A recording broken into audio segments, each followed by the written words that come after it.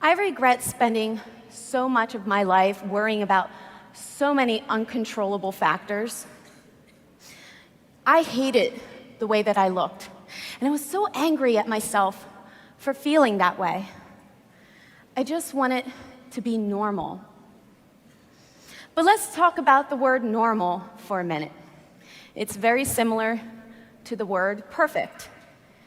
It just doesn't exist. People spend an entire lifetime trying to achieve perfection.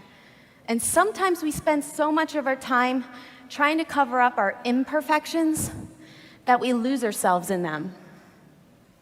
In a world that magnifies beauty, wealth, power, and perfection, it can be difficult to accept the things that we cannot change. It was difficult for me.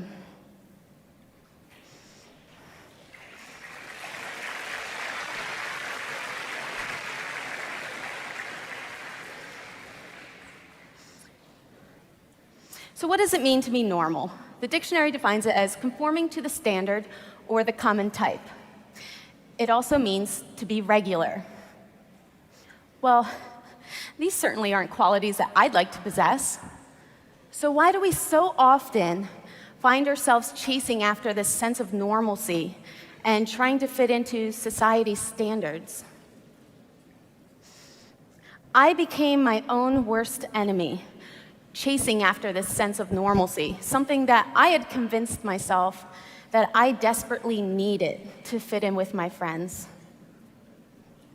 I hid my arm under long, baggy sweaters. I posed my body awkwardly so people wouldn't take notice. And I hated photos. As crazy as it sounds, I hated the thought that people would see my arm in those photos. And I spent my entire teenage life beating myself up over these insecurities.